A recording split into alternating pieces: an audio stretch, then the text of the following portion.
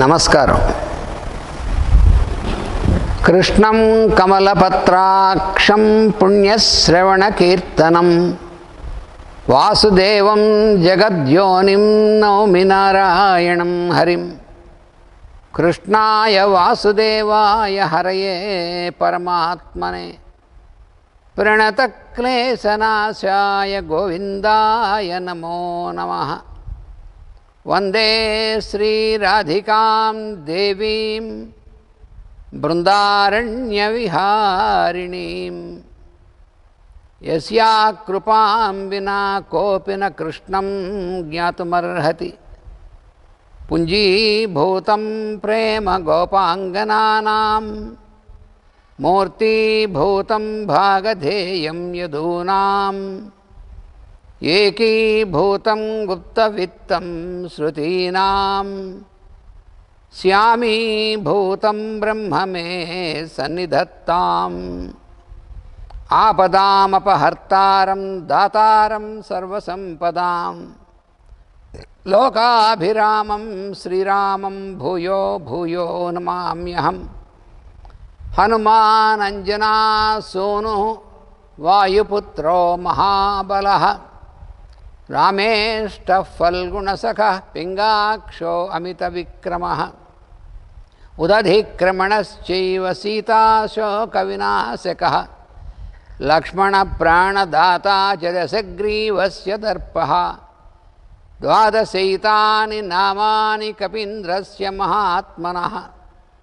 స్వాపకాలే పఠేన్నిత్యం యాత్రాకాలే విశేషతః. తస్య మృత్యుభయం నాస్తి సర్వత్ర విజయీ భవేత్. తస్య మృత్యుభయం నాస్తి సర్వత్ర విజయీ భవేత్. తస్య మృత్యుభయం నాస్తి సర్వత్ర విజయీ భవేత్. వ్యాసం వసిష్ఠనప్తారం శక్తేః పౌత్రమకల్మషం పరాశరాత్మజం వందే శుకతాతం తపోనిధిం. వ్యాసాయ విష్ణురూపాయ వ్యాసరూపాయ విష్ణవే నమో వై బ్రహ్మనిధయే వాసిష్ఠాయ నమో నమః.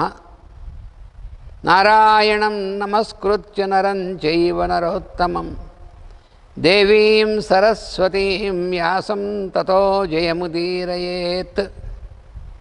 సర్వవేదార్థతత్వజ్ఞం వేదార్థప్రతిపాదకం పురాణసారసర్వజ్ఞం కృష్ణం వందే జగద్గురుం. ఓమస్మద్గురుభ్యో నమః.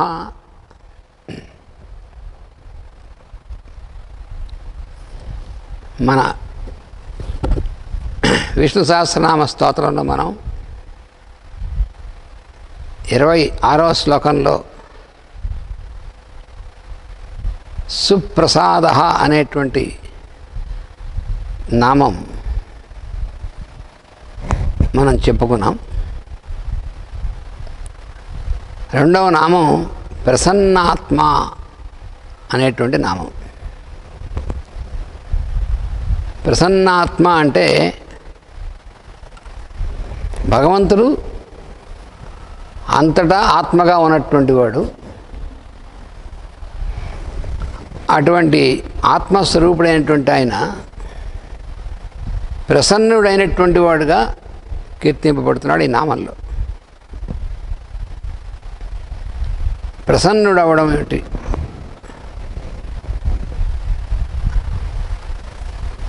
అంటే సిద్ధంగా ఉంటాడు. దీనికి తపశ్చర్య అనేటువంటిది చేసినటువంటి వాళ్ళు వాళ్ళకి వరప్రదానం చేయడం కోసం సిద్ధంగా ఉంటాడు. అలాగ వరములను ఇచ్చేటువంటి వాడు అన్నమాట ప్రసన్నాత్మ అంటే అర్థం. ప్రసన్న అంటే ఎప్పుడు కూడా సన్నహ అంటే సన్నద్ధుడు, సిద్ధంగా ఉన్నటువంటి వాడు ఇవ్వడం కోసం. ఆయన వరములుగా ఇచ్చేటువంటిది ఏమిటంటే తనని తాను ఇచ్చుకునేటువంటి వాడు.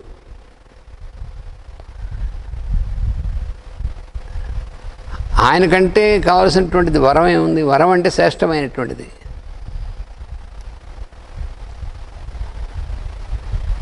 ఆయన ప్రసన్నుడైనప్పుడు కూడా ఆయననే మనం వరంగా కోరడం అనేటువంటిది అసలు కోరాల్సిన పనే లేదు. ఎప్పుడైతే మనం తపస్సు అనేటువంటిది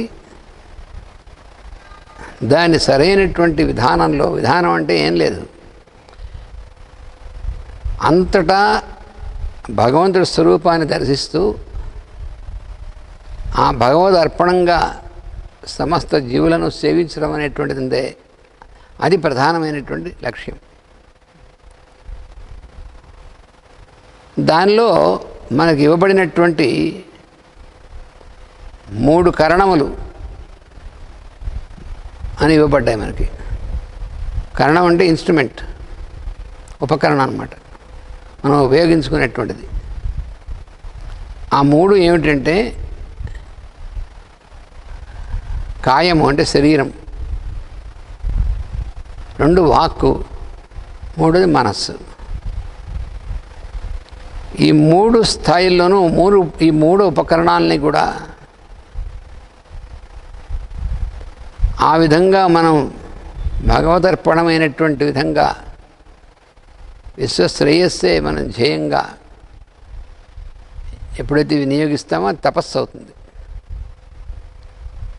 ఆ 3 రకాలైనటువంటి తపస్సుని ఎలాగా అనేటువంటిది మనం చెప్పుకున్నాం. మన భగవద్గీతలో స్పష్టంగా ఇచ్చాడు, స్వామి తానే స్వయంగా ఇచ్చాడు.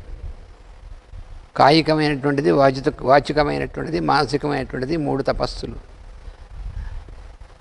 అందుకని అలా ఎవరైతే చేస్తారో అలా చేయడం అనేటువంటిది కూడా భగవదర్పణంగా చేయడమే తప్ప కోరికలు అనేటువంటిది ప్రత్యేకంగా ఏమీ లేకుండా ఎవరైతే చేస్తారో వారికి కోరకుండానే వరాలు ఇచ్చేటువంటి వాడు. అందుకని సుప్రసన్న అనేటువంటిది అందుకు ఆయన నామం.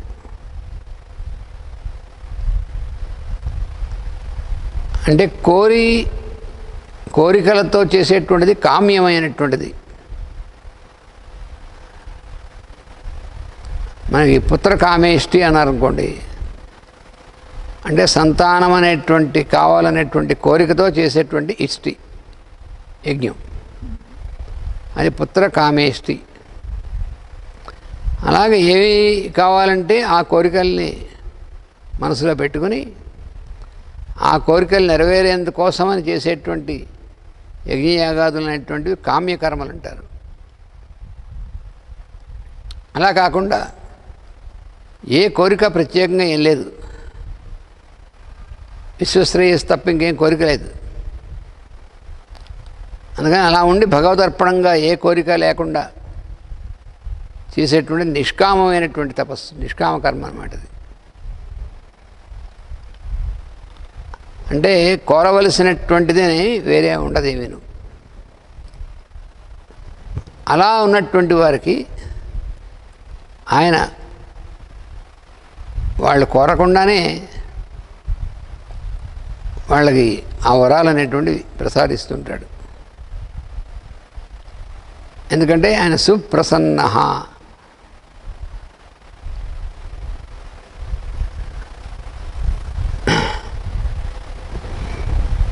అందుకని ఈ నామాల్లో ప్రసన్నాత్మ అనేటువంటి మొట్టమొదటి సుప్రసాద, రెండోది ప్రసన్నాత్మ. ప్రసన్నము అంటే ప్రసన్నత అనేటువంటి లక్షణం అది. ఆ రకమైనటువంటి ఆత్మ అన్నమాట ఆయన, ప్రసన్న ఆత్మ.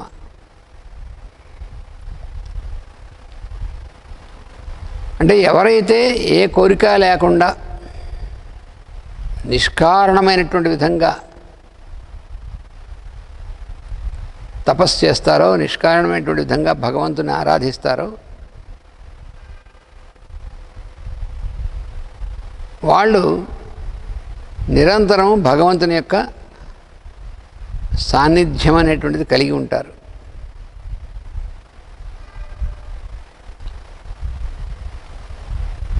అది మనకి భాగవతంలో కూడా చాలాసార్లు కనిపిస్తుంది.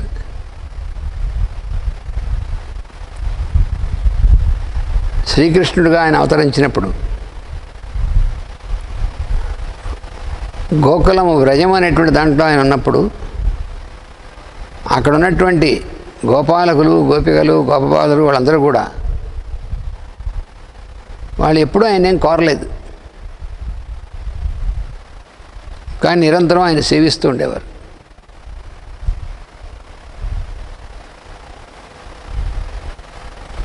అలా ఏమీ కోరిక లేకుండా ఆయన్ని సేవించడం అంటే కేవలం ఆయన భౌతిక శరీరాన్ని మాత్రమే ఏం కాదు, అన్ని రూపాలు ఆయనవిగానే చూస్తూ వాళ్ళు తమ పిల్లల్ని స్నానం చేస్తున్నప్పుడు కృష్ణుడు స్నానం చేస్తున్నట్టుగా భావన చేసేవారు. ఇంటికి ఎవరైనా వచ్చితే భోజనం పెడుతున్నప్పుడు కృష్ణుడికి పెడుతున్నట్టుగా భావన చేసేవారు. ఇలాగా జీవితం అంతా కూడా భగవన్మయమైనటువంటిది. ఆ విధంగా వాళ్ళు నిష్కామమైనటువంటి యజ్ఞం చేసినటువంటి వాళ్ళు అవుతారు. వాళ్ళు అటువంటి వాళ్ళకి ఆయన వరప్రదానం చేస్తూ ఉంటాడు. వాళ్ళు అడక్కపోయినా ఆయనే ఇస్తాడు.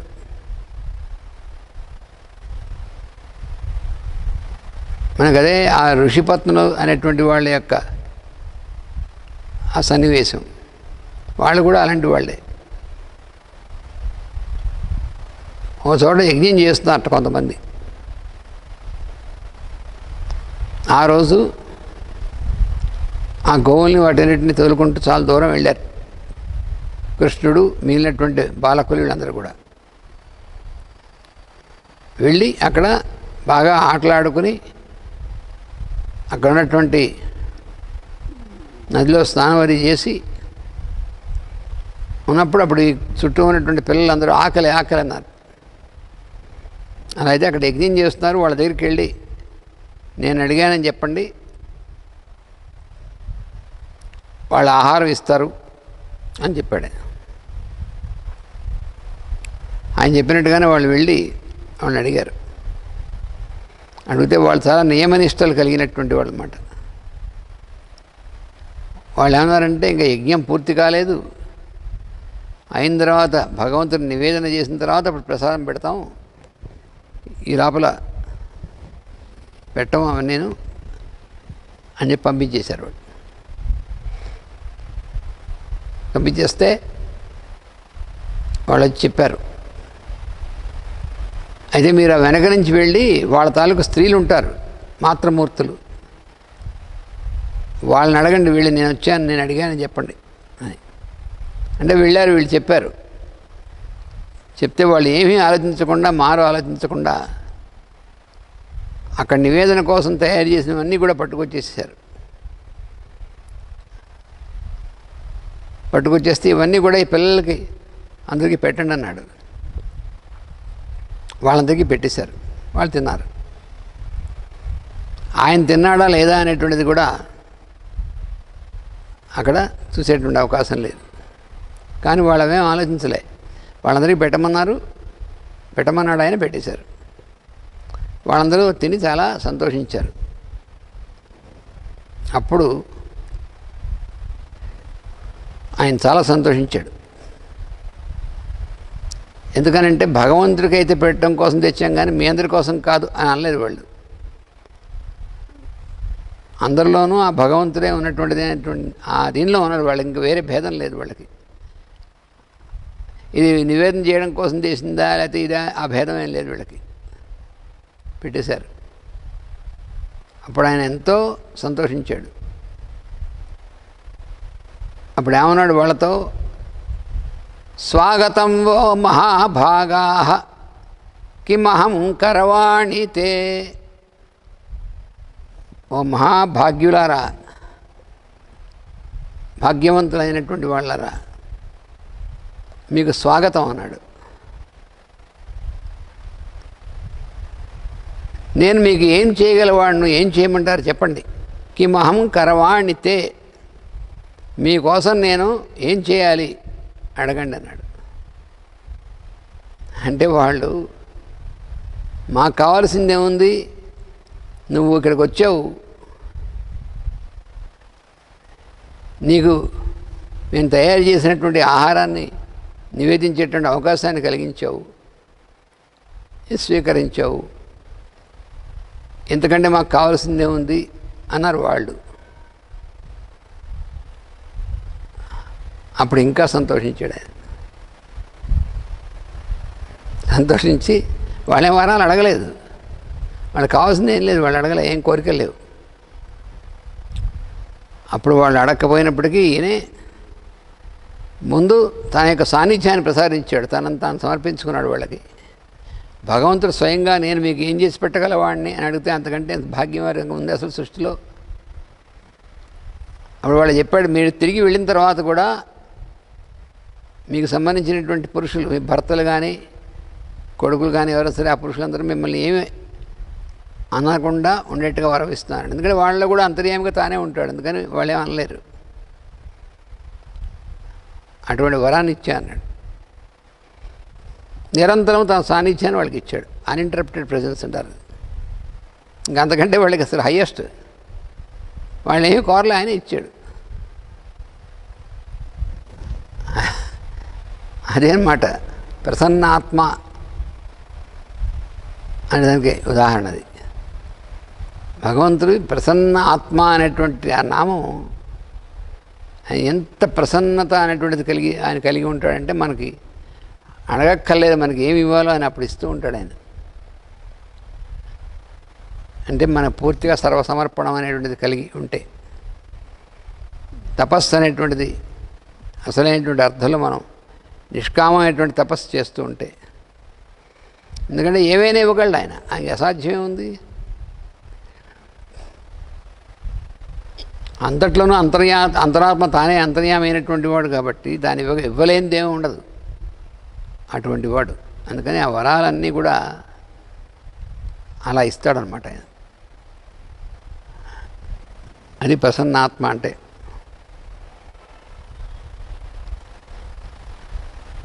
ఇంక తర్వాత మూడవ నామం విశ్వశ్రుత్.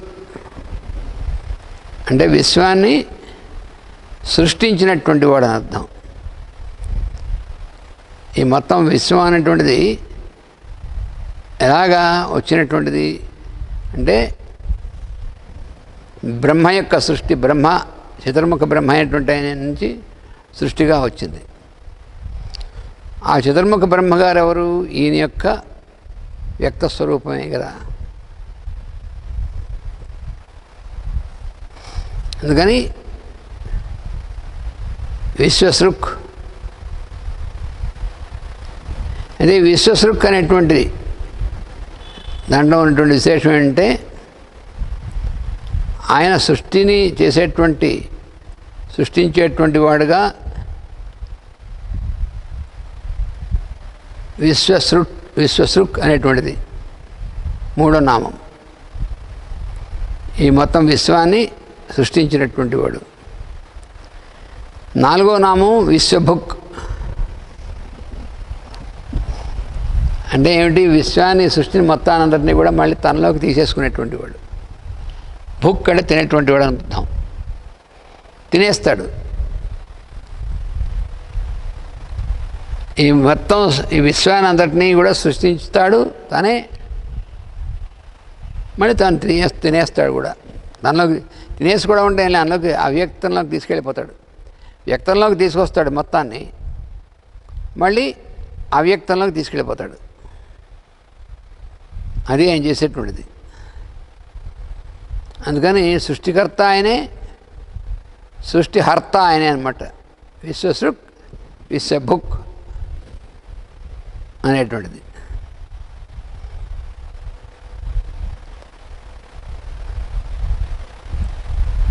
తర్వాత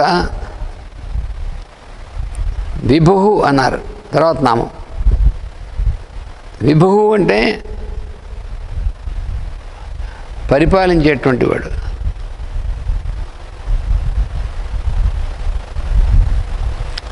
అంటే ఏమిటి? ఈ సృష్టిలో ఉన్నటువంటి ధర్మాలు అనేటువంటివి ఏవైతే ఉన్నాయో ఆ ధర్మాల ద్వారా సృష్టిని పరిపాలిస్తూ ఉంటాడు ఆయన.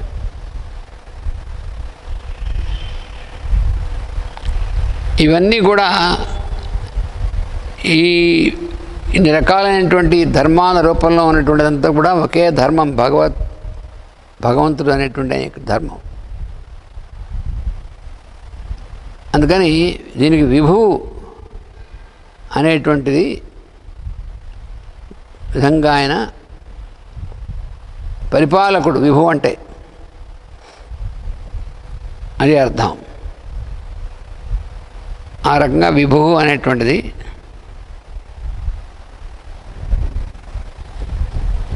తర్వాత నామం సత్కర్త. సత్కర్త అంటే సత్కార్యము చేసేటువంటి వాడు అని. సత్కర్త అంటే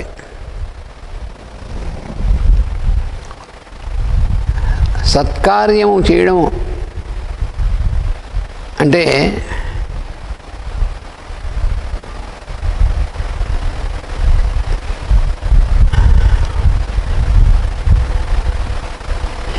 అందరిలోనూ కూడా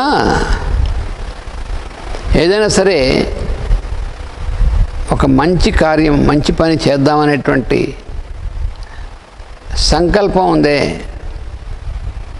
ఆ సంకల్పం అనేటువంటిది కలిగించేటువంటి వాడు ఆయనే. ఆ రూపంలో ఉన్నటువంటిది ఆయనే.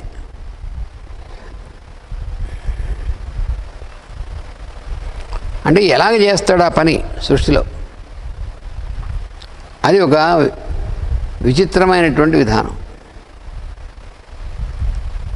ఏమిటంటే ఏదో ఒకటి మంచిది ఇంకోళ్ళకి చేయాలి అనేటువంటిది ఎలా రప్పిస్తాడు ఆయన ఆ సంకల్పాన్ని. అంటే ఏం చేస్తాడంటే ప్రతి ఒక్కడు కూడా తనకు ఏదో ఒక మంచి జరగాలని దానికోసం ప్రయత్నం చేస్తూ ఉంటాడు. తనకు మంచి జరగాలంటే తనకు మంచి జరగడం కోసం ఇతరులకు ఏదో ఒకటి మంచి చేయాలి, చేస్తే కానీ తనకు మంచి జరగదు. అలా లింక్ ఉంటుంది అన్నమాట అందులో.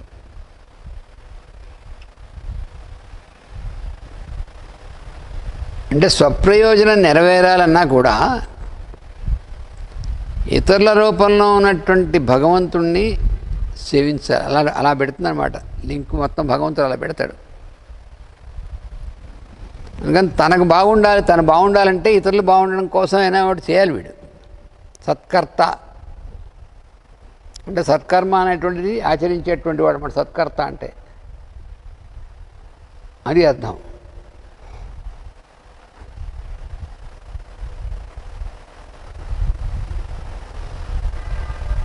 అంటే ఏమవుతుందంటే మనలో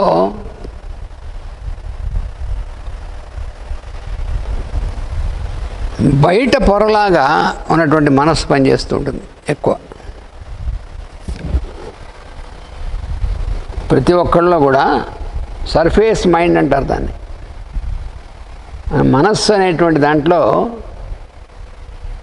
పై పొర అనేటువంటిది ఉంటుంది.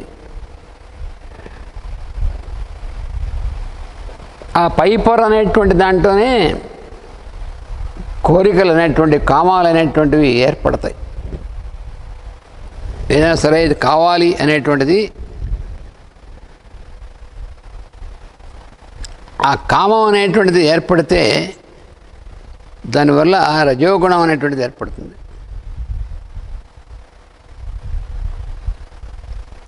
రజోగుణం అసలు ఉంటుంది కానీ ఇది ఎక్కువ అవుతుంది అన్నమాట. రజోగుణం ప్రకోపం జరుగుతుంది, ఎక్కువ అవుతుంది.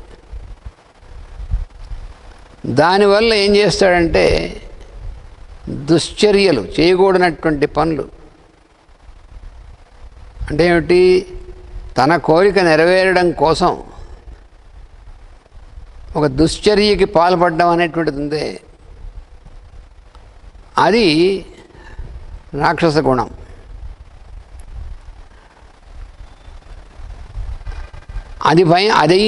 ఇది అందరికీ కూడా కొంత కొంత కొంత కొంత స్థాయిలో ఆ మనస్సులో పైన ఉన్న పొర ఉందే, అన్నిటికంటే పైన అంటే ఎత్తైనటువంటిది కాదు, మనసులో అన్నిటికంటే అవుటర్ మోస్ట్ సర్ఫేస్ అంటారు చూసారా, అక్కడ ఉన్నటువంటి పొరలు మాత్రం ఇలాంటివి పొడబడుతూ ఉంటాయి. కానీ లోపల ఉన్నటువంటి పొరల్లో మాత్రం లోపల లోపల ఎందులోనైనా అంతర్యామిగా భగవంతుడే కదా ఉండేది. అందుకని లోపల ఉన్నటువంటి పొరల్లో ఏదో ఒక మంచిది ఇంకోళ్ళకి చేయడం అనేటువంటిది ఆ లోపల అలా అలా ఏదో ఒక మంచి పని చేద్దాం అనేటువంటిది చేసి తానికి మంచి జరగడం కోసమైనా సరే ఇంకోళ్ళకి ఏదో మంచి చేయడం అనేటువంటి స్థితికి వస్తాడు. అది లోపల నుంచి మెల్లిగా పనిచేస్తుంది. ఎందుకని ఇలాగా ఈ రెండు రకాలుగా ఎందుకుంటుంది మనస్సు? బాహ్యమైనటువంటి పొరల్లోనేమో దుశ్చర్యల వైపుకి ఎందుకు లాగుతుంది అంటే కామమయమైనటువంటి మనస్సుగా ఎందుకు పనిచేస్తుంది? లోపల ఉన్నటువంటి పొరల్లో మంచి వైపుకి ఎందుకు లాగుతుంది, మంచి పనులు చేద్దాం అనేటువంటిది? అంటే దానికి కారణం ఏమిటంటే బాహ్యమైనటువంటి పొరల్లో పనిచేసేటువంటిది, బాహ్యమైనటువంటి పొరగా ఉన్నటువంటిది బాహ్య ప్రకృతి అంటారు దాన్ని. అవుటర్ లేయర్ అంటే బాహ్య ప్రకృతి, అంటే బాహ్యపరమైనటువంటి పొర అంటే బాహ్య ప్రకృతి, లోవర్ నేచర్ మనలో. అలా కాకుండా లోపల అంతర్లీనంగా ఉన్నటువంటి ప్రకృతి ఉంది, అది భగవంతునికి సంబంధించినటువంటిది.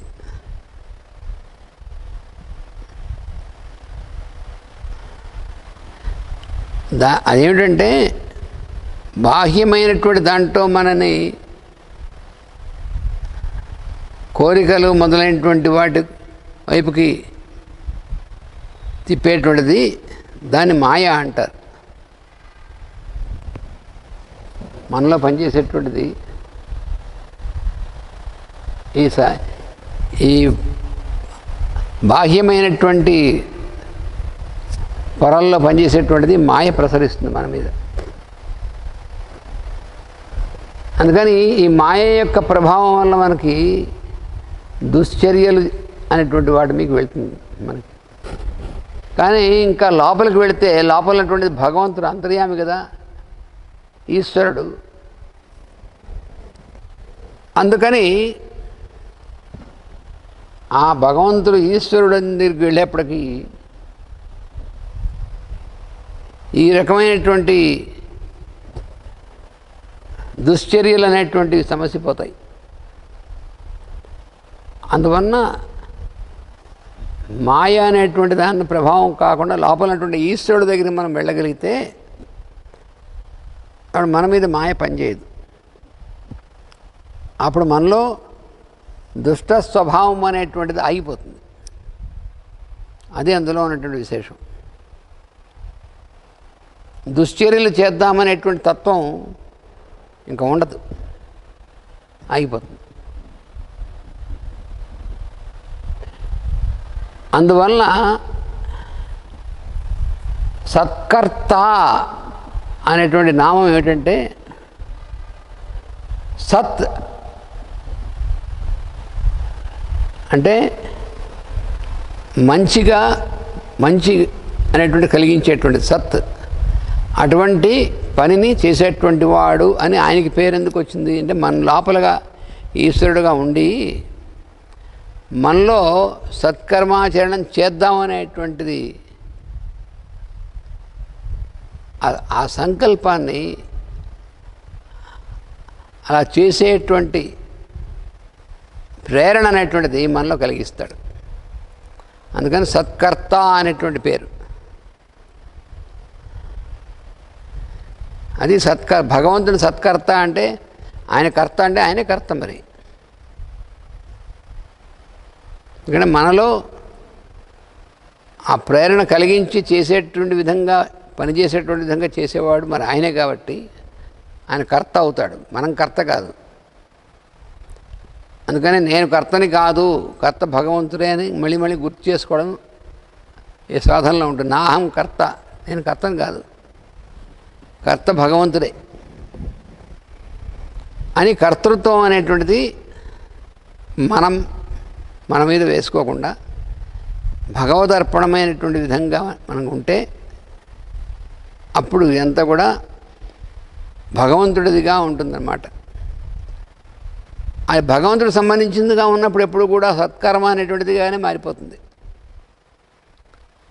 అంటే ఎవడైనా స్వార్థంతో, అంటే తన కోసం తాను చేసుకుందాం అనేటువంటి దాంతో ఏదైనా సరే ఒక పని తలబెట్టినా అది నెరవేరాలంటే తప్పకుండా వాడు ఇంకోటికి మంచి మేలు జరిగేటువంటిది ఏదో ఒకటి చేస్తే కానీ ఇది నెరవేరదు. అలా పెడతాడు సృష్టిలో భగవంతుడు మనకి. అందుకని అందరిలోనూ కూడా సత్ అనేటువంటి దాని యందు పనిచేసేటువంటి ప్రేరణగా భగవంతుడే అంతర్యామి అయినటువంటి వాడుగా పనిచేస్తాడు. కాబట్టి ఆయన సత్కర్త అనేటువంటి నామం ఇందులో చెప్పబడినటువంటిది. అందుకని ఈ రెండు ఉంటాయి. మనలో ఉన్నటువంటి బాహ్యమైనటువంటి పొరలో అలా ఉంటుంది, లోపల ఈశ్వరుడు ఉంటాడు. కాబట్టి ఇన్నర్ మోస్ట్ కోర్లో ఉన్నటువంటి వాడు ఈశ్వరుడు. కాబట్టి అక్కడ ఎప్పుడు సత్కార్యము అనేటువంటిది సదా సత్కర్మాచరణం అనేటువంటి దాని వైపుకి ప్రేరణ అనేటువంటి జరుగుతూ ఉంటుంది. అందుకని మనం ఏం చేయాలంటే మన సాధన బాహ్యమైనటువంటి పొరలో ఉన్నటువంటి మనస్సు ఉందే దాని నుంచి మనం మళ్ళించుకోవాలి. మనం లోపల ఉన్నటువంటి ఈశ్వరుడు వైపుకి మళ్ళాలి మనం. అది మనం సాధన చేయవలసినటువంటిది. అప్పుడు మనలో ఆయన సత్కర్త అనేటువంటి విధంగా పనిచేసి మన ద్వారా సత్కర్మాచరణం అనేటువంటిది చేసేట్టుగా ప్రేరణ కలిగిస్తాడు. అది ఆయన చేసేటువంటిది. అందుకని సత్కర్త అనేటువంటి నామం అది. ఆ తర్వాత సత్కృత అనేటువంటి నామం.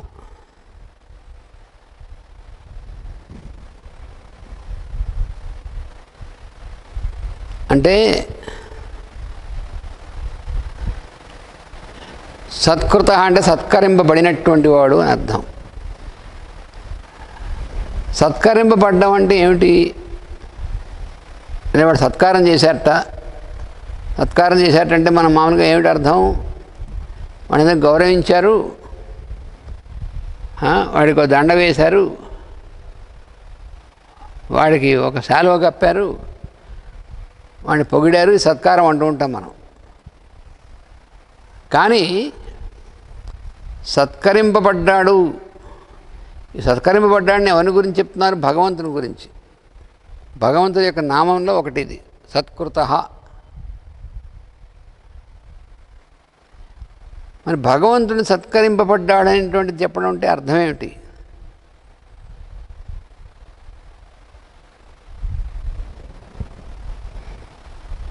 అంటే సామాన్యమైనటువంటి ప్రజలు ఎవరైతే ఉన్నారో ఆ జనసామాన్యమైనటువంటి వాళ్ళ కోరికలు ఉంటాయి.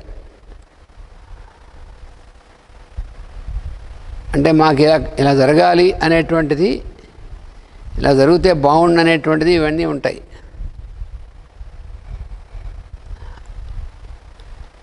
అలాగే గొప్పవాళ్ళైనటువంటి వాళ్ళు ఉంటారు. వాళ్ళ మనస్సులో ఏముంటాయి? వాళ్ళ మనసులో ఉన్నటువంటివి ఐడియల్ అంటారు చూసారా, ఆ రకంగా ఉంటుంది వాళ్ళ మనసులో. ఆదర్శం అంటారు. అంటే ఆదర్శము అనేటువంటిది కలిగినటువంటి వాళ్ళు పెద్దవాళ్ళు అయినటువంటి వాళ్ళు సత్పురుషులు, అంటే వాళ్ళు గొప్పవాళ్ళు అయినటువంటి వాళ్ళకి ఆదర్శం అనేటువంటి విధంగాను, జనసామాన్యమైనటువంటి వాళ్ళ యొక్క దాంట్లో కోరికలు అనేటువంటివి ఈ విధంగాను ఇవన్నీ ఏమిటంటే ఈ రూపంలో అంతా కూడాను భగవంతుడు సత్కరింపబడుతున్నాడు అంటాడు. సత్కృత అంటే బడినటువంటి వాడని. అంటే వాళ్ళందరిలో కూడా ఈ రకమైనటువంటి కలిగించి అవి పూర్తి అవ్వాలి, వాళ్ళ కామనలు అంటే వాళ్ళ కోరికలు అనేటువంటివి నెరవేరాలి అని వాళ్ళు అనే గొప్పవాళ్ళు వాళ్ళ ఆదర్శములు అనేటువంటివి నెరవేరాలనేటువంటిది ఈ ప్రయత్నం అంతా కూడా వాళ్ళలో ఆ రకమైనటువంటి ప్రేరణ కలిగించేటువంటి వాడుగా ఆయన పనిచేస్తూ ఉంటాడు. అందుకని సత్కృత అంటే అర్థం అది. ఇందాకటి నామంలో ముందు నామంలో సత్కర్త, సత్కారం చేసేటువంటి వాడు. అంటే సత్కార్యం అనేటువంటిది వాళ్ళ ప్రేరణ కలిగించి వాళ్ళ ద్వారా చేసేటువంటి వాడు. ఈ నామంలో ఏమిటి? సత్కృత, సత్కరింపబడినటువంటి వాడు. అంటే సత్కార్యము చేయడం అనేటువంటి రూపంలో వాళ్ళ చేత సత్కరింపబడతాడనమాట ఆయన, సత్కార్యం రూపంలో. అందుకని సత్కృత అనేటువంటిది. అంతేకాదు, పెద్దలు గొప్ప ఋషి అయినటువంటి వాళ్ళు అలాంటి ద్రష్టలు వాళ్ళ ద్వారా ఏమవుతుందంటే వాళ్ళు ఈయన సంబంధించినటువంటి జ్ఞానాన్ని పొందుతారు. ఈశ్వరుడు సంబంధించినటువంటి జ్ఞానం అనేటువంటిది ఉందే, ఆ పరమాత్మ అనేటువంటి ఆయన యొక్క జ్ఞానాన్ని పొందుతారు. ఆ జ్ఞానం అంటే ఎవరు? భగవంతుడే. ఆయన గురించినటువంటి జ్ఞానం అంటే ఆయనే. ఆయన వేరు, జ్ఞానం వేరు కాదు. అందుకని ఆ విధంగా ఆయన వాళ్ళ చేత సత్కరింపబడినటువంటి వాడు అవుతాడు. ఆ విధంగా జీవులందరూ కూడా ఏదో ఒక రూపంలో అంటే వాళ్ళకి ఏ విధంగా అయితే వాడు చేయగలరో ఆ విధమైనటువంటిగా ఆ విధానంలో భగవంతుడిని సత్కరించేటువంటి వాళ్ళుగా ఉంటారు. వాళ్ళకి తోచినటువంటి వాళ్ళకి చేతనైనటువంటి విధానంలో భగవంతుడిని సత్కరిస్తూ ఉంటారు.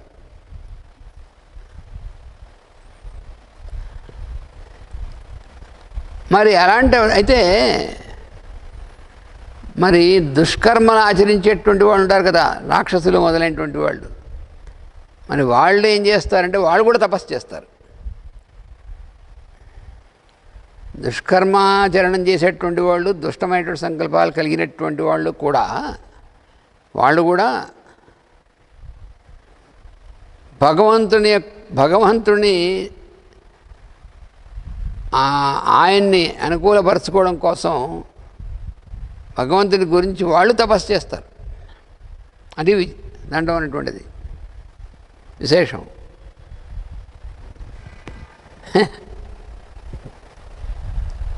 మరి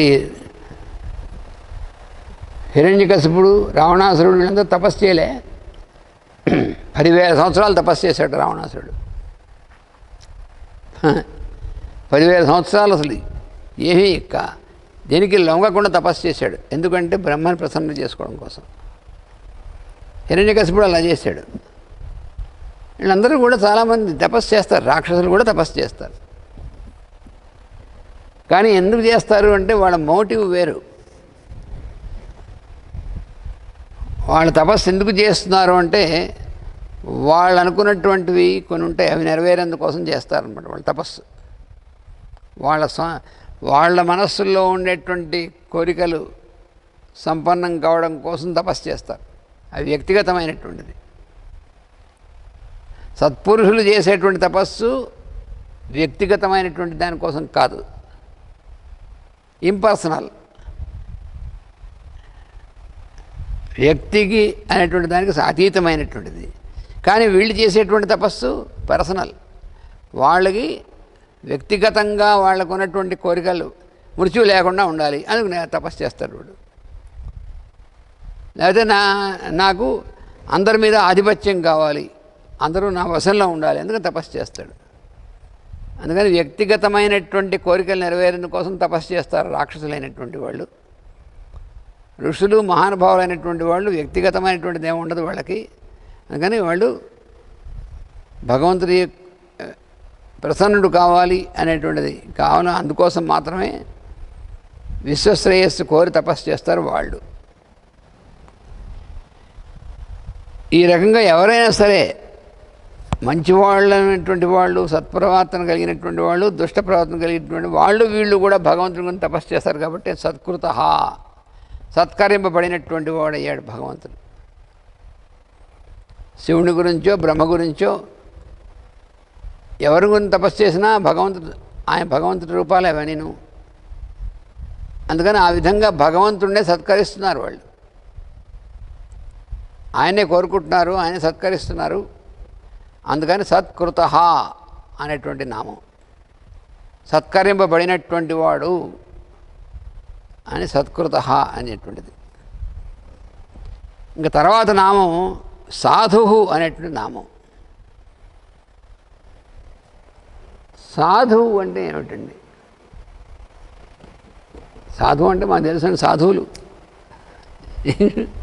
మన సాధువు అనగానే ఒక రంగు బట్ట కట్టుకుని, గడ్డాల మీసాలు పెంచుకుని, రంగు బట్ట కట్టుకుని, గోళ్ళు కూడా పెరిగిపోయి ఉన్నటువంటి వాళ్ళు సాధువు అంటే వాళ్ళు కావాల్సిన కూడా అంటే పిక్చర్ మనసులోకి వచ్చే పిక్చర్ అది. కానీ అది కాదు సాధువు అంటే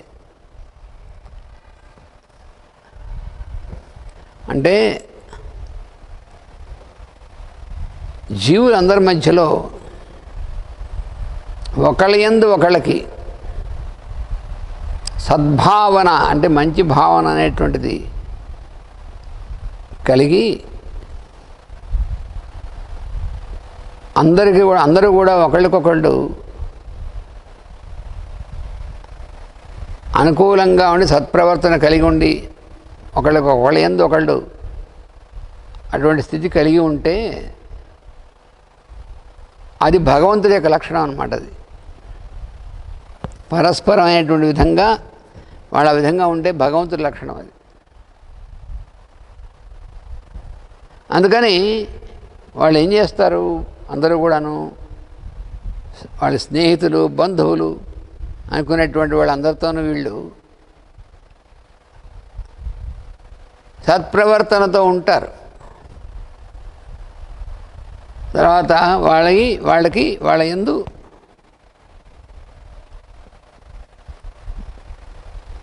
వాళ్ళతో ఉన్నటువంటి వ్యవహారం అనేటువంటి దాంట్లో మంచి వ్యవహారంతో ఉంటారు, మంచిగా వ్యవహరిస్తారు. అందువలన ఆ విధంగా మంచి రకమైనటువంటిది అంటే అవతల వాడి యందు సత్ప్రవర్తన కలిగి ఉండడం ఉందే దాని సాధుత్వము అంటారు. అంటే ఎవరికి హాని అనేటువంటిది లేకుండా అందరి యందు కూడా సత్ప్రవర్తన కలిగి ఉండడం అనేటువంటిది సాధుత్వం అంటారు దాన్ని.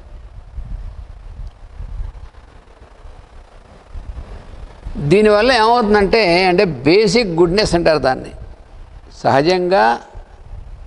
సహజంగా కొంత సాధుత్వం అనేటువంటిది ఉంటుంది అందరిలోనూ. దానివల్ల వాళ్ళందరూ కూడా పరస్పరంగా కలిసిమెలిసి ఉండేటువంటి ప్రయత్నం చేస్తూ ఉంటారు. ఇది ఎందువలన అంటే సాధుత్వం అనేటువంటిది భగవంతుడి లక్షణం కాబట్టి డివైన్ ట్రేట్ అనమాట. అది గాడ్లీ క్వాలిటీ. అది అంటే భగవంతుడి యొక్క లక్షణం. అది భగవంతుడి యొక్క లక్షణం. భగవంతుడు ఆ రూపంలో ఆ లక్షణంగా వాళ్ళలో పనిచేస్తాడు. ఆ పనిచేయడం వల్ల వాళ్ళలో ఉన్నటువంటి బేసిక్ గుడ్నెస్ అంటారు, వాళ్ళు సహజంగా ఉండేటువంటి మంచితనం ఉంటుంది. అది పెంపొంది అది పనిచేస్తూ ఉంటుంది. అందువలన సాధువు అనేటువంటి నామం కూడా భగవంతుడిదే.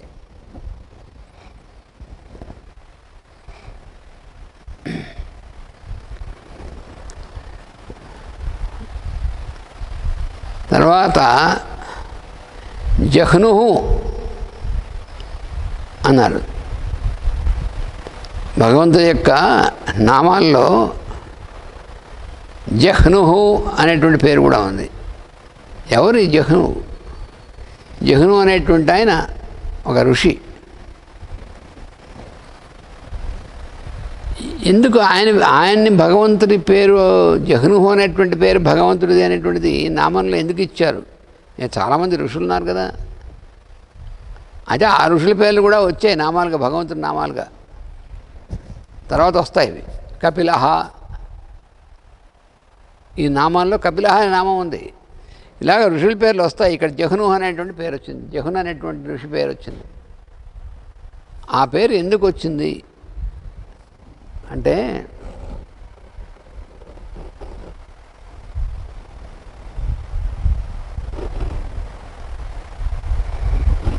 ఈ జహ్ను అనేటువంటి ఆయన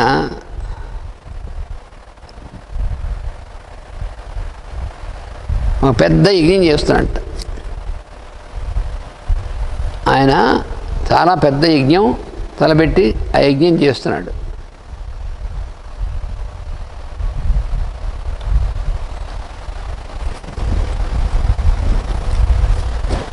అప్పుడు ఏం జరిగిందంటే, భగీరథుడు తపస్సు చేసి గంగని భూమికి తీసుకొస్తున్నాడు. చాలా తపస్సు చేసి గంగ ఎక్కడో ఊర్ధ్వలోకాల్లో ఉంది. ఆ ఊర్ధ్వలోకాల్లో ఉన్నటువంటి గంగని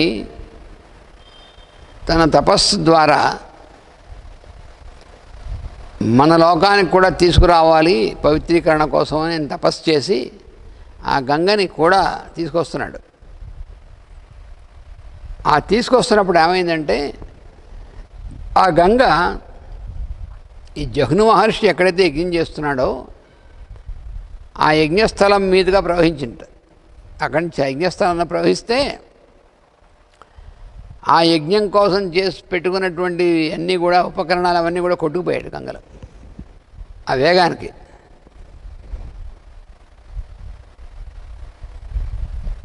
అప్పుడు ఈ జహ్ను ఏం చేసేట, కోపం వచ్చింది ఆయనకి. అదే యజ్ఞం విశ్వహితం కోసం యజ్ఞం చేస్తూ ఇవన్నీ చేస్తే ఉన్నట్టుండి ఈ నది ఏమిటి ఇలా వచ్చి అన్నీ కొట్టుకుపోయిందని చెప్పి కోపం వచ్చి ఆ నీళ్ళని తాగడం మొదలెట్టాడు ఆయన.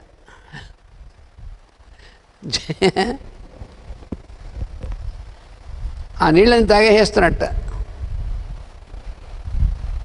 అప్పుడు కూడా వస్తున్నటువంటి భగీరథుడు చూశాడు, అయ్యయ్యో అక్కడ ఈ గంగా అనేటువంటిది వచ్చి ఆ భస్మైపోయి పడిపోయి ఉన్నటువంటి వాడు ఉన్నారే 60,000 మంది సగరుడి యొక్క లేనటువంటి వాళ్ళు, పుత్రులైనటువంటి వాళ్ళు, వాళ్ళందరికీ కూడా ఊర్ధ్వగతి కల్పించడం కోసం ఆయన తపస్సు చేసి గంగని భూమికి తీసుకొచ్చాడు. ఇప్పుడు ఆ గంగంతా ఈయన తాగేస్తున్నాడు జహ్ను మహర్షి. ఇక ముందుకు రావడానికి ఏం లేదు ఇక్కడ.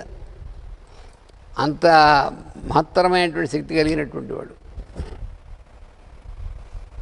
అప్పుడు ఆ భగీరథుడు వచ్చి ఈ జహ్ను మహర్షిని ఆశ్రయించి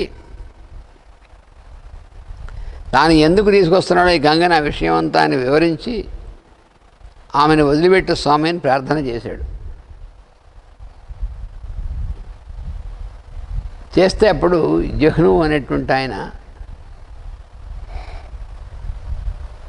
సంతోషించి అప్పుడు తాను తాగేసినటువంటి గంగ మొత్తాన్ని తన కుడి చెవులోంచి వదిలేట బయటికి. అందుకని జహ్ను అనేటువంటి ఋషి యొక్క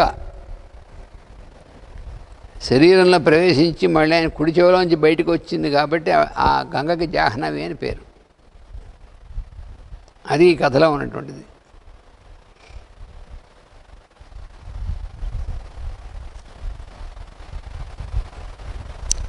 ఇందులో ఉన్నటువంటిది ఏమిటంటే,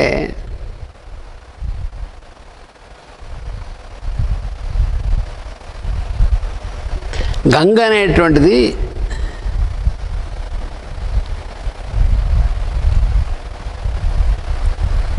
ఊర్ధమైనటువంటి ప్రజ్ఞ నుంచి దిగి వచ్చినటువంటిది. ఆ ఊర్ధ్వ ప్రజ్ఞలో దాన్ని వియద్గంగా అంటారు.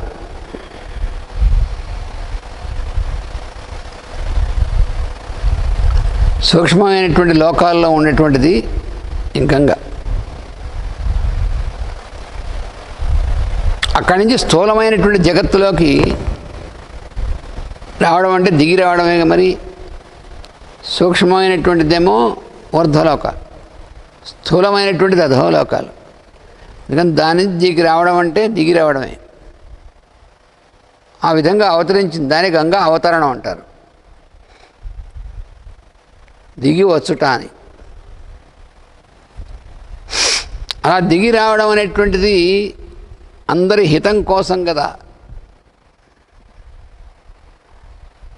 అందుకని భగీరథుడనేటువంటి ఆయన అందరి హితం కోసం తపస్సు చేసి ఈ గంగని సూక్ష్మమైనటువంటి లోకాల నుంచి స్థూలమైనటువంటి లోకంలోకి తీసుకొచ్చాడు. అయితే అలా రావడంలో ఈ జహ్ను మహర్షి చేస్తున్నటువంటి యజ్ఞంలో ఆ యజ్ఞవాటిక మీద అక్కడి నుంచి ప్రవహించి వెళ్ళింది కాబట్టి ఈ యజ్ఞానికి విఘాతం వచ్చింది. ఎందుకంటే యజ్ఞం చేస్తున్నటువంటి పరికరాలన్నీ కూడా కొట్టుకుపోయాయి. అప్పుడు ఈయన కోపం వచ్చి తాగేసేట మొత్తం. అంటే ఇది చాలా ఒక సింబాలిక్ స్టోరీ, అంటే సాంకేతికమైనటువంటి కథ అన్నమాట ఇది.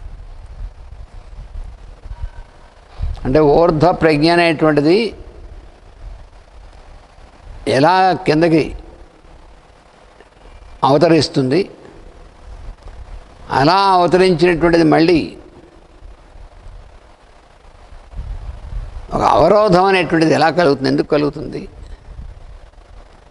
ఆ కలిగినప్పుడు ఏం చేయాలి మనం, అలా కలిగినప్పుడు అవరోధం మీద మనం కోపం చూపిస్తామా, ఎలా ప్రవర్తించాలి మనం, అది భగీరథుడు ప్రవర్తించినటువంటి తీరేమిటి. ఆ జహ్ను మహర్షి మీద కోపం పడలేదు ఆయన.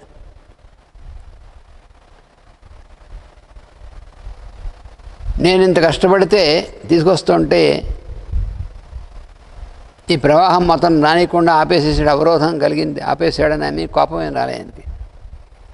ఆయన వెళ్ళి ఆయన ప్రార్థించాడు, అయ్యా ఈ గంగను తీసుకురావడం అనేటువంటి దాంట్లో ఉద్దేశం ఇది లోకహితమైనటువంటిది, అందుకని దయచేసి తమరు ఈ గంగను మళ్ళీ బయటికి విడవండి అని ప్రార్థించాడు. అప్పుడు ఆ ప్రార్థనని మన్నించి ఈ జహ్ను మహర్షి తన కుడి చెవిలోంచి వదిలిపెట్టట అని. ఇది చాలా చాలా సాంకేతికమైనటువంటిది అన్నమాట అది.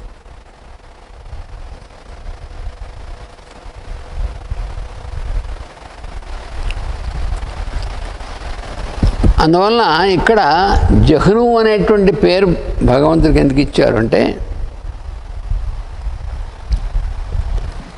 అంతటి దాన్ని భరించి తన యందు దాన్ని మళ్ళీ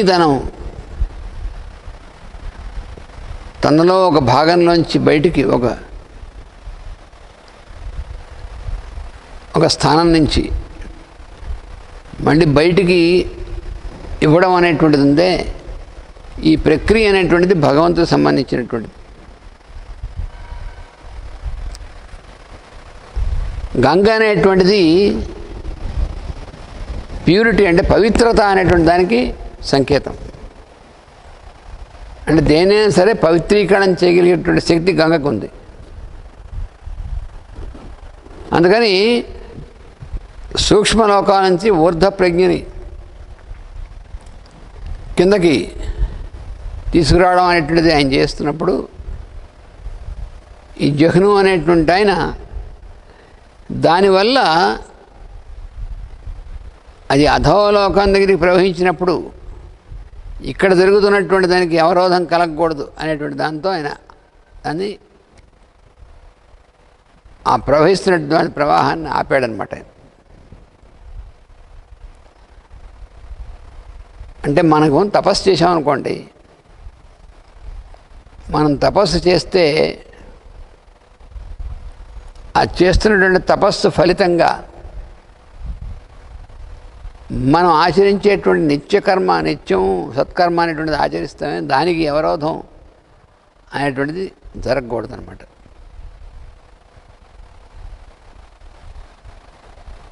అందుకని ఈ రెండు ఓదానికోటి పోటీ పడేటువంటి విధంగా ఉండకూడదు. ఈయన చేస్తున్నటువంటిది యజ్ఞమే, ఆయన కూడా ఆ మంచి పని కోసం తీసుకొస్తున్నాడు. కానీ ఇది వచ్చి దీన్ని కొట్టుకుపోవడం అనేటువంటిది ఉందే, అది కొంత సాంకేతికమైనటువంటిది.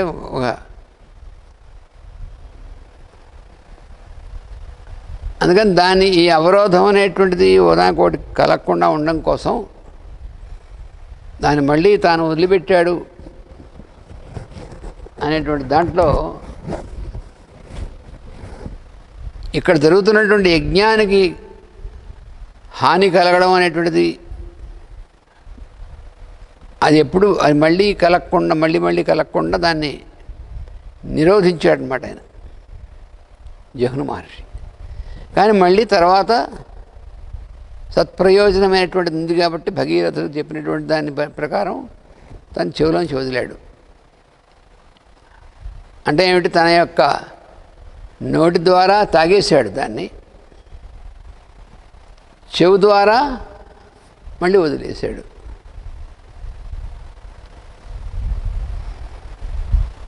అది అందులో ఉన్నటువంటి విశిష్టత. అందుకని జహ్ను అనేటువంటి పేరు ఆ నామం భగవంతుడి నామంగా కీర్తించబడింది ఇందులో.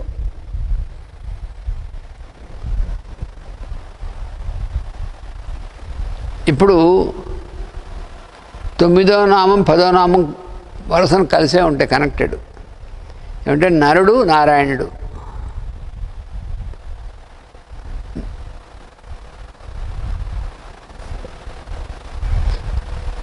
అందువలన ఈ రెండు నామాలు నారాయణ నరహ, నారాయణుడు నరుడు అనేటువంటి వాళ్ళిద్దరు కూడా. నారాయణుడు అంటే ఏమిటి అర్థం అంటే ఈ మొత్తం జీవరాశులు అన్నిటికీ కూడా గమ్యమైనటువంటి స్థానం అన్నమాట నారాయణుడు అంటే. మార్గం కూడా అదే కాబట్టి జీవరాశులు అందరికీ కూడా చేరవలసినటువంటి స్థానము, చేర్చేటువంటి మార్గము రెండు నారాయణుడే. ఈ రెండు అయినటువంటి వాడు నారాయణుడు అంటే.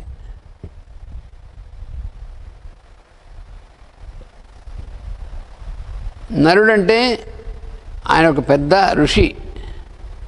ఈ నారాయణుడే నిరంతరము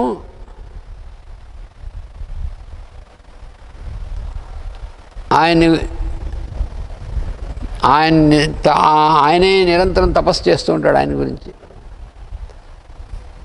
అందుకని సనాతనుడైనటువంటి వాడు ఆయన కూడా. అందుకని నారాయణుడు నరుడు అనేటువంటి వాళ్ళిద్దరూ కూడా ఎప్పుడు అలా కలిసి ఉంటారట. ఈ నారాయణుడు అనేటువంటి ఆయన కూడా ఒక తపస్సు చేసేటువంటి ఆయన, అది కూడా ఋషి ఆయన. వీళ్ళిద్దరూ కూడా బదరికాశ్రమం అనేటువంటిది ఉంది, అక్కడ తపస్సు చేస్తుంటారు.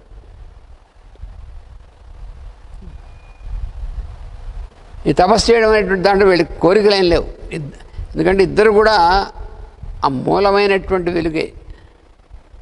నారాయణుడే నరుడుగా కూడా అక్కడ వ్యక్తమయ్యాడు. అందుకని నరనారాయణులు ఇద్దరు తపస్సు చేయడం అనేటువంటి దాంట్లో అందులోకి వ్యక్తిగతమైనటువంటి స్వార్థపూరితమైనటువంటి ఏమీ లేదు అందులో. ఈ బదరికాశ్రమంలో వాళ్ళు తపస్సు చేస్తున్నారు. వాళ్ళు దేనికోసం అంటే జీవులందరికీ కూడా స్వచ్ఛత అనేటువంటిది, పవిత్రత అనేటువంటిది కలగడం కోసం తపస్సు చేస్తారు వాళ్ళిద్దరు. దానివల్ల ఆ తపస్సు వల్ల వాళ్ళు ఏం పొందారంటే ఈ పవిత్రత స్వచ్ఛత అనేటువంటి వాటికి ఆ రెండు లక్షణాలు అనేటువంటివి మొత్తం సృష్టికి సంబంధించినటువంటి తత్వములుగా మారాయన్నమాట. ఆ సృష్టికి సంబంధించినటువంటి తత్వములే ఆ పవిత్రత అనేటువంటిది,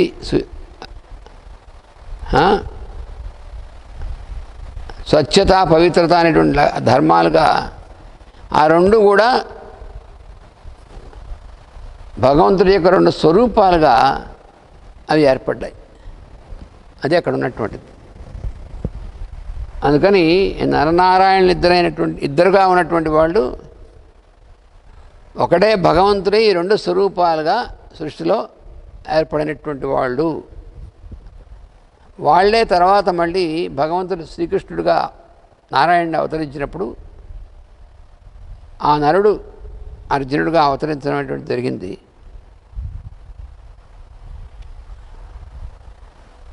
అందువలన వీళ్ళిద్దరు కూడా సనాతనమైనటువంటి వాళ్ళు కాబట్టి ఈ భగవంతుడి నామాలుగా వాళ్ళు కీర్తింపబడ్డారు. భగవంతుడుగానే కీర్తింపబడ్డారు వాళ్ళు రెండు రూపాలుగా నరనారాయణులు ఇద్దరు. అందుకనే వేదవ్యాసుడు, భీష్ముడు మొదలైనటువంటి వాళ్ళందరూ కూడా నరనారాయణులైనటువంటి వాళ్ళని సనాతనులుగా వాడిని అర్చించారు. ఈ నామాలు కూడా భగవంతుడి నామాలుగానే స్వీకరించారన్నమాట. అది దీంట్లో ఉన్నటువంటి విశేషం. మనం తర్వాత అంశం రేపు చెప్పుకుంటాం. స్వస్తి ప్రజాభ్యః పరిపాలయంతాం న్యాయేన మార్గేణ మహీం మహీషాః గోబ్రాహ్మణేభ్యः శుభమస్తు నిత్యం. లోకాః సమస్తాః సుఖినో భవంతు. లోకాః సమస్తాః సుఖినో భవంతు. లోకాః సమస్తాః సుఖినో భవంతు. ఓం శాంతి శాంతి శాంతి. వాసుదేవ వాసుదేవ వాసుదేవ.